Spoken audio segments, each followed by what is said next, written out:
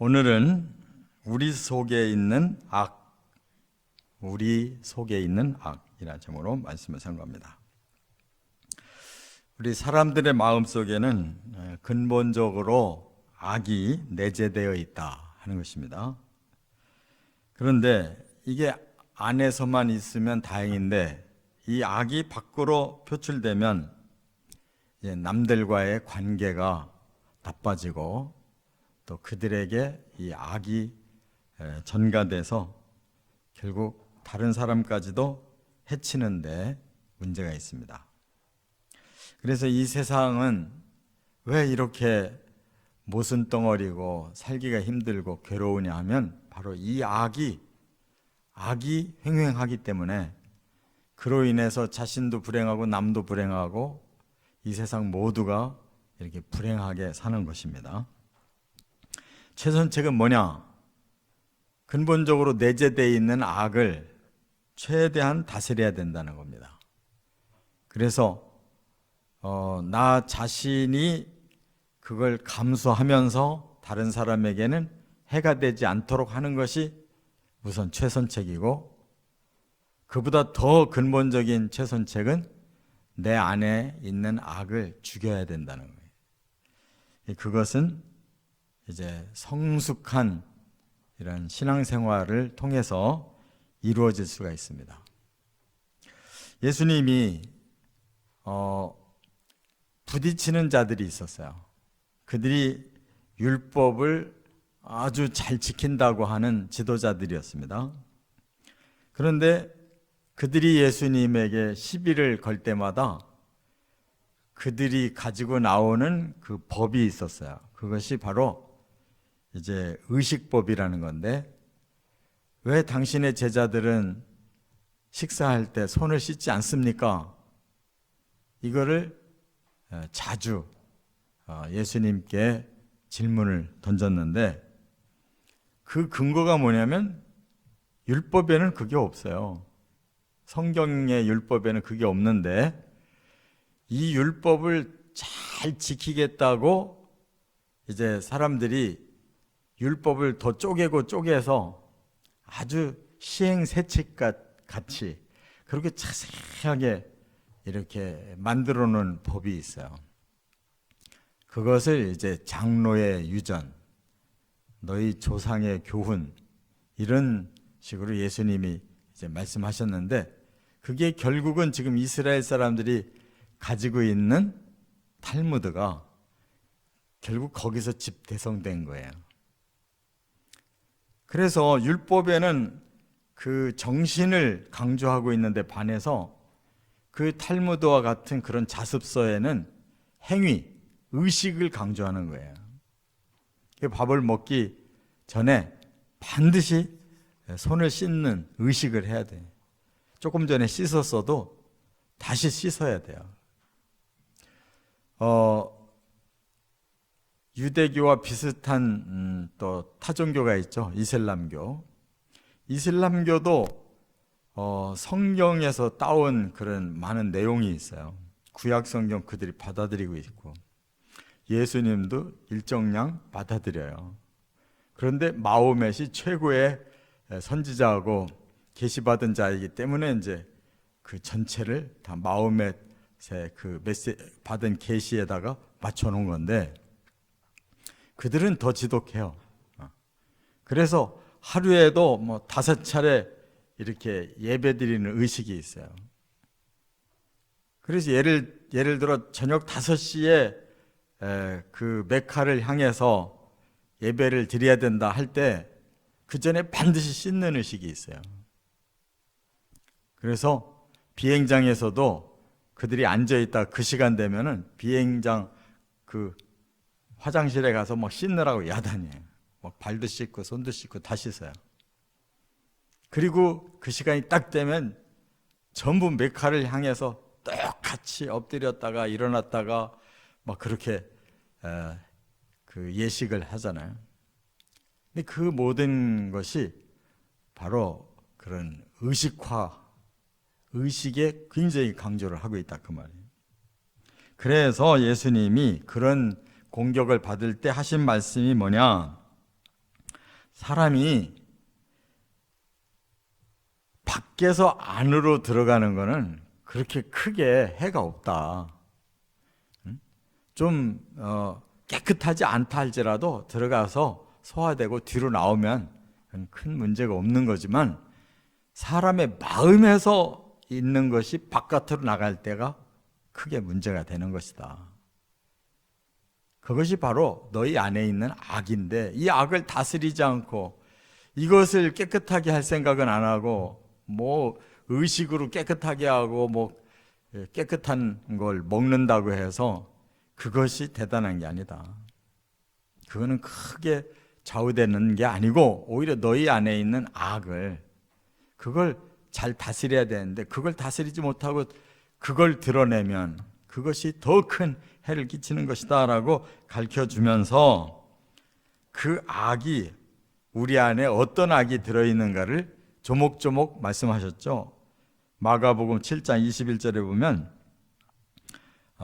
속에서, 그러니까 마음 속에서 나오는 것은 악한 생각이다. 악한 생각이 가득하다는 거예요, 우리 마음에. 그러면서 12가지 그 죄목을 쭉 말씀하셔요.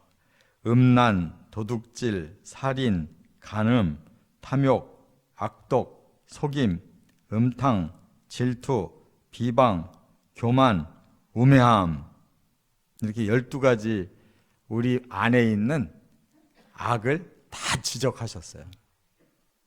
근데 그 지적하신 때가 2000년 전인데, 그때 사람들의 마음에 있는 악과 지금 2000년 후에 훨씬 발달된 이 세상에서 살고 있는 우리가, 우리 안에 있는 악이 다르냐 말이에요. 천지 창조가 돼서 처음 사람부터 지금까지, 또 앞으로 더 역사가 진행돼서 이 땅에 태어날 인류까지 똑같이 사람 마음에 이런 악이 똑같이 내재되어 있다 이거예요. 여기에 열애가 없어요.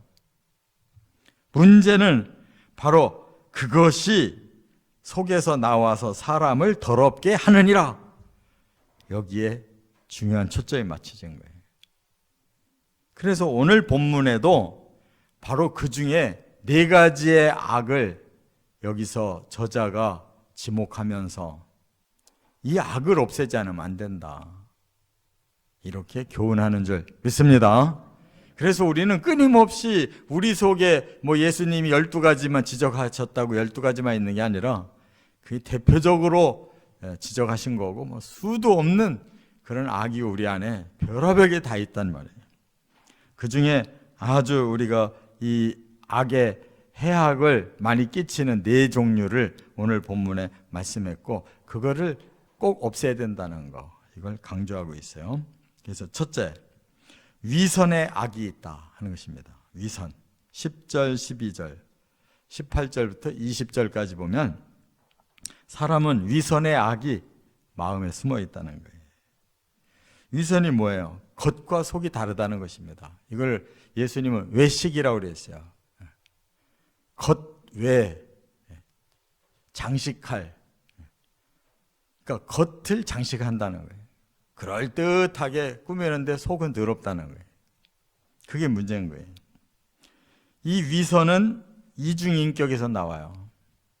겉다르고 속다른 마음, 2가지 인격이 있다는 사람에게. 이것이 이제 밖으로 나가면 어떤 죄를 저지르느냐? 구계명을 저질러요. 구계명이 뭡니까? 거짓을 퍼뜨리는 거예요. 그래서 이 거짓말을 통해서 다른 사람을 얼마나 많이 해치는지 몰라요.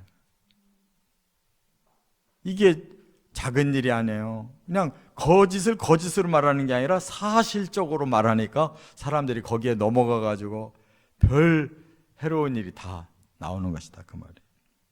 그런데 그 중에 이제 근래 문화 중에 하나가 고발 문화가 있어요. 고발 문화. 사실을 고발할 수도 있지만 거짓된 고발도 많아요. 위증이 얼마나 많은지 몰라요. 그런데 이러한 이중적인 이러한 마음을 고발한다고 그것이 최선책이 아니에요. 그것을 우리 안에서 그걸 해결하려고 하는 자세가 더 필요한 거예요. 고발이라는 거면 죄를 드러내고 마는 거거든요. 죄를 드러내기만 했지 해결 방법을 못 주면은 오히려 더 큰 해가 끼쳐지는 거예요. 고발은 또 다른 고발을 합니다. 복수는 또 다른 복수를 낳는 거예요.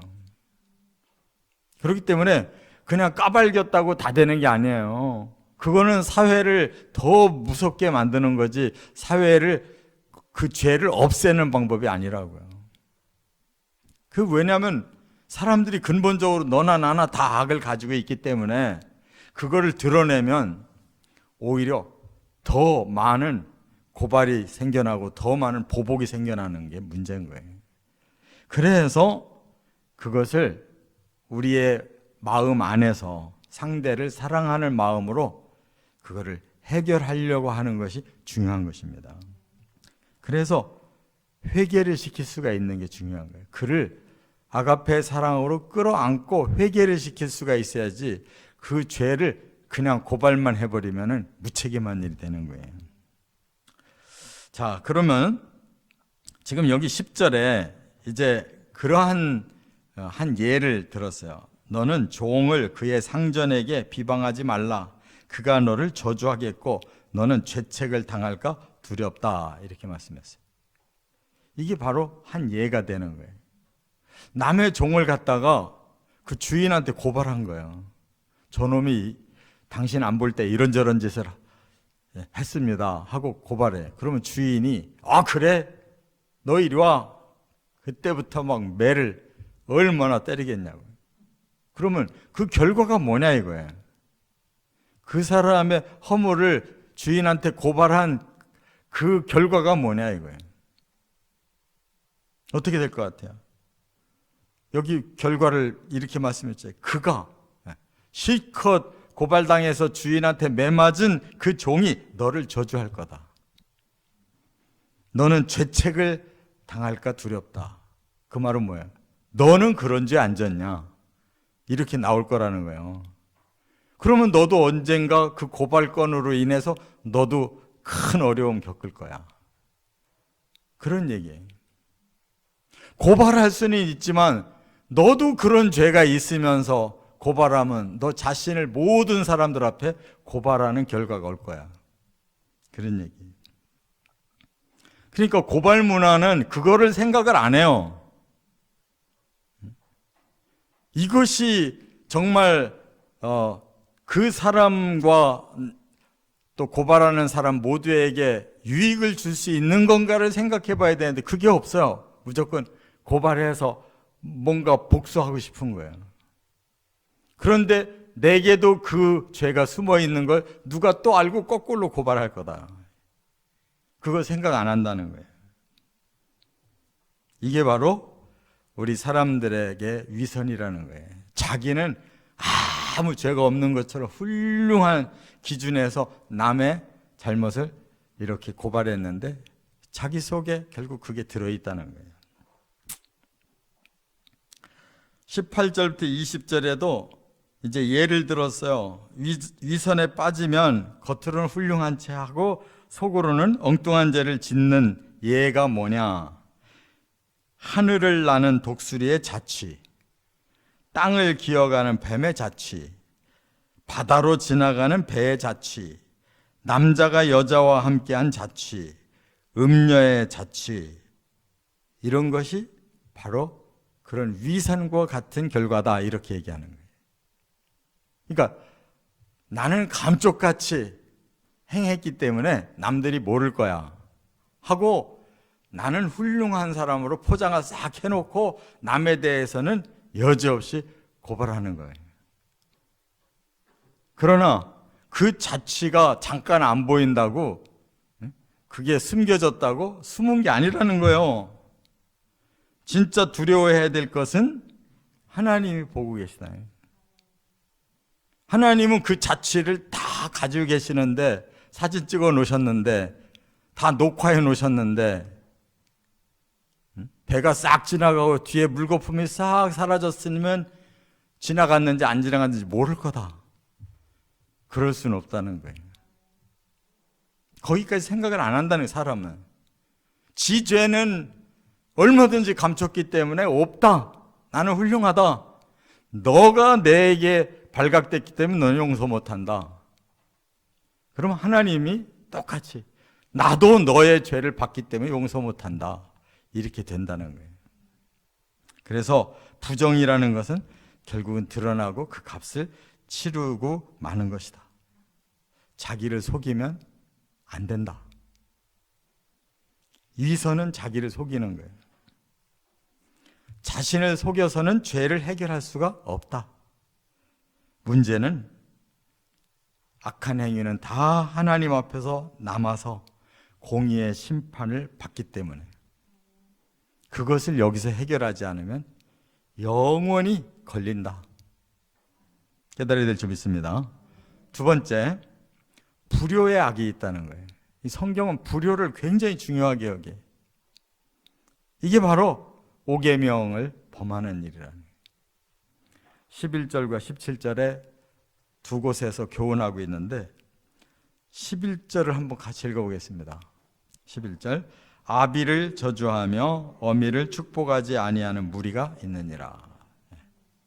아버지를 저주하고 어머니를 축복하지 않는다. 이게 뭐를 의미하는가 하면 자기 부모에 대한 권위를 전혀 인정하지 않는다는 거예요. 그러면 아버지, 어머니의 권위가 뭐냐? 그가 하나님의 대리자라는 거예요. 하나님은 그 부모를 통해서 너를 이 땅에 보내고 그 부모를 통해서 너를 교육하고 그 부모를 통해서 너를 하나님의 백성을 삼았다는 거예요. 근데 그 대리자를 인정하지 않는 것은 곧 하나님을 인정하지 않는 것이다. 지금 오늘 본문이 그렇게 말씀하고 있는 거예요. 그러니까 우리는 단순하게 우리 아버지 저 못난 사람, 우리 어머니 아이고 창피해, 이렇게 생각하는 자식은 저 하나님 아유 싫어, 나에게 방해거리야, 그거와 똑같다는 거야. 지가 어디서 나왔냔 말이에요. 무엇에 의해서 이 땅에 존재하고 있냐 이거예요. 지 부모에 의해 존재했고 하나님에 의해 지금 존재하는데 그 존재 자체를 인정하지 않고 거부하면 그도 존재할 가치 자체가 없는 거예요. 하나님 없애버리는 거라고. 이걸 깨달아야 세상의 질서가 세워지는 거예요. 이게 가장 근본이라는 거예요.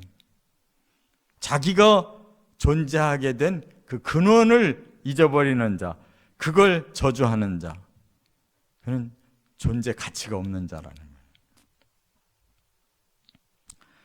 여기 17절에도 똑같이 말씀하고 있어요. 불효는 하나님께 불경하는 죄를 짓는 것이다. 그렇기 때문에 반드시 하나님은 불효에 대해서 심판하신다는 거예요. 반대로 효에 대해서는 하나님이 축복을 주신다고 말씀했어요.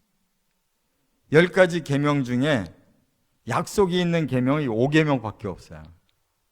그냥 다른 건 하라, 하지 말라로 끝나는데 부모를 공경하면 복을 받는다라고 하나님이 거기에 약속을 붙여준 유일한 계명이라는 거예요. 왜? 하나님 경외와 부모 공경은 같이 복을 받는 일이라는 거예요. 할렐루야. 이거를 자식들이 깨닫지 못하면 그 집안은 멸절되는 거예요. 존재의 근원을 무시하면 바로 하나님도 그들을 무시할 수밖에 없다는 거예요. 세 번째, 13절과 21절부터 23절까지는 교만의 악이 있다는 거예요. 교만의 악. 한번 13절을 같이 읽겠습니다. 눈이 심히 높으며 눈꺼풀이 높이 들린 무리가 있느니라. 사람은 눈을 보면 마음을 안다 그러죠.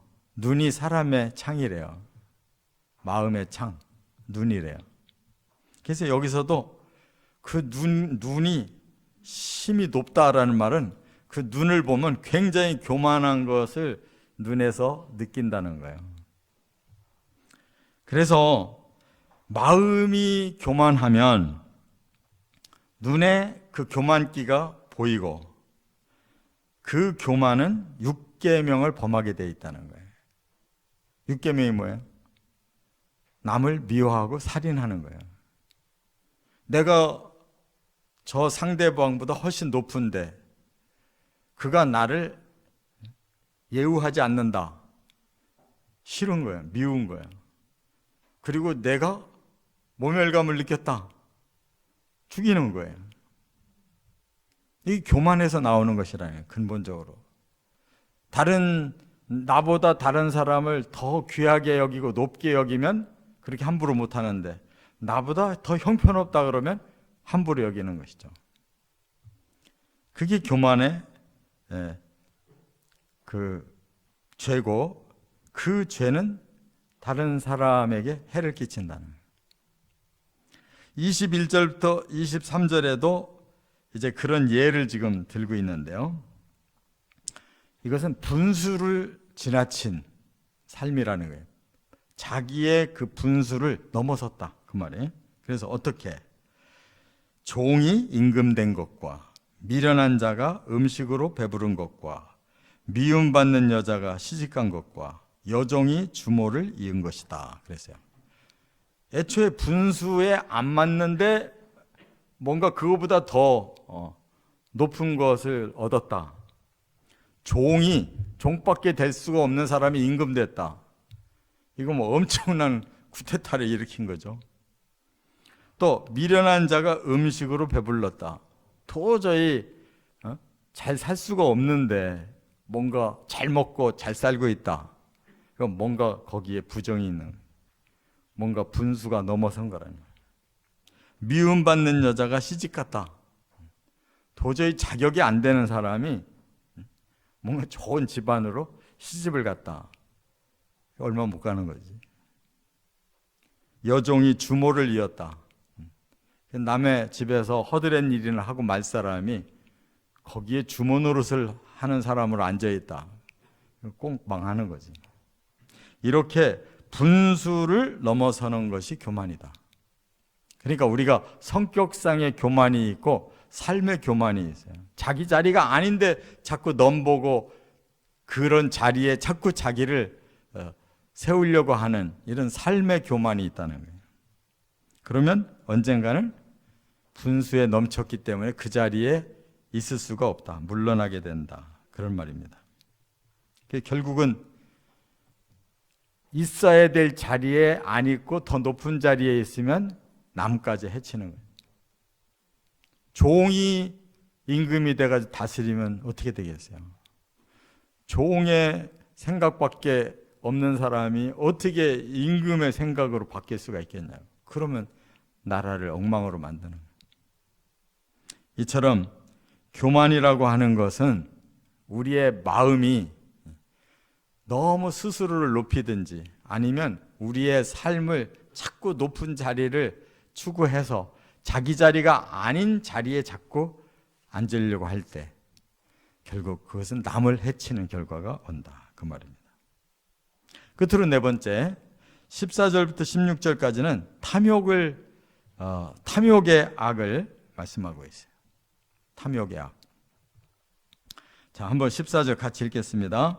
암니는 장검 같고 어금니는 군도 같아서 가난한 자를 땅에서 삼키며 궁핍한 자를 사람 중에서 삼키는 무리가 있느니라.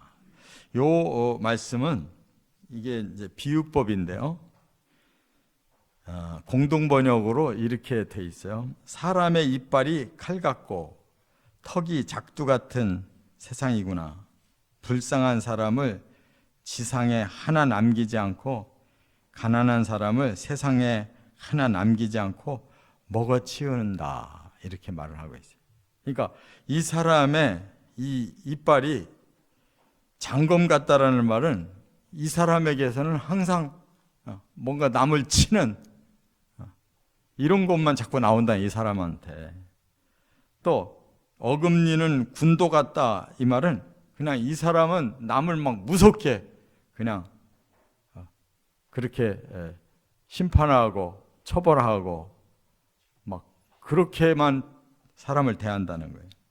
또 가난한 자를 땅에서 삼키며 궁핍한 자를 사람 중에서 삼킨다. 힘이 없다 싶으면 그냥 무조건 막 그 사람들을 그냥 억압하고 학대하고 뺏고 취한다는 거예요. 이런 사람이 왜 이럴까를 그 원인을 말하는 건데, 욕심이 지나쳐서 그렇다는 거예요. 욕망이 커서 그냥 뭐든지 내 욕망을 채우기 위해 남을 괴롭히고 죽여서 뺏어야 된다라는 그러한 탐욕에 사로잡힌 자, 이런 사람이 그 안에 온갖 악이 함께하는 사람이다. 이런 사람은 8계명과 10계명을 범하는 사람이다. 8계명이 뭐예요? 도둑질. 10계명이 뭐예요? 사기치는 거예요. 그래서 어떻게 해서든지 지 욕망을 채워야 되는 거예요. 그만큼 남을 해치고 그만큼 악한 포악이 드러나는 것이다, 그런 말이에요. 그것을 지금 15절에서는 예화를 이렇게 말했어요. 거머리에 두 딸이 얼마나 욕심이 많은지 계속 달라고 졸른다. 이 거머리는 특성이 뭐냐면 이 빨대, 이 흡입판이 이렇게 있는데 이 거머리의 흡입판이 굉장히 발달돼 가지고 한번 딱 이렇게 붙었다 그러면 반드시 피를 그냥 뽑아내는데 굉장히 많이 뽑는다는 거예요. 딸이 두 딸이 있는데 두 딸이 달라붙으면 그냥 피 다 뽑아낸다. 이말 두 마리 거머리 두 마리만 붙으면 피 다 빼버린다는 그런, 얼마나 탐욕이 심한지를 예화로 지금 말하고 있는 거예요. 또 16절에 보면 예화가 이렇게 되어 있어요. 스올과 아이배지 못하는 태와 물로 채울 수 없는 땅과 족하다 하지 아니하는 불과 탐욕을 부리는 자는 끝이 없이 이웃 것을 탐하고 도둑질한다, 이런 뜻이라는 거예요. 그러니까 스월이 음부거든요. 또는 지옥은 만원이 없어요. 세상은 뭐 막 채워지면 나중에 만원이 돼가 더 이상 못 채우잖아요. 주차장도 만원 그러면 더 이상 못 채우잖아요. 그런데 지옥은 만원이 없어요. 뭐 얼마든지 받아들인다는 거예요. 아이 배지 못하는 태, 이 아이를 배지를 못하는데 그 태는 한없이 아이를 낳을 것처럼 그렇게 받아들이고 있대요. 물로 채울 수 없는 땅이 구멍이 생겨가지고 물이 한없이 쏟아져 들어간다는 거예요. 또 족하다 하지 아니하는 불은 한번 불이 나면은 그냥 뭐 사정없이 태워도 끝이 없다는 거예요.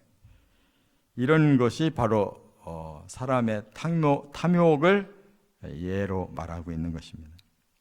그러니까 우리 사람들의 탐욕은 우리 자신이 불을 꺼야 되고 우리 자신이 구멍을 막아야지, 이거를 안 하고 그냥 내버려둔 상태로 욕심을 채우겠다고 하면 끝이 없어서 결국 남을 다 집어삼킨다는 거예요. 남을 이렇게 해친다는 거예요. 그렇기 때문에 여기에 위선과 불효와 교만과 이 탐욕은 뭘로 없애냐면은 바로 십자가로 없애는 거예요. 그래서 갈라디아에서의 말씀한 것처럼 십자가에 네 정과 욕심을 다 못 박아라. 그리고 우리는 예수님이 주신 그 새 마음을 가지고 정반대로 우리 자신이 새로운 사람을 만들어 가야 되는 것이다, 그거예요. 십자가의 힘이 없으면 우리는 이 악이 해결될 수가 없어요. 우리의 악이 자꾸 역사하려고 할 때마다 십자가를 우리 안에 두고 그 십자가에 우리의 욕심을 다 죽이시기를 주의 이름으로 축원합니다.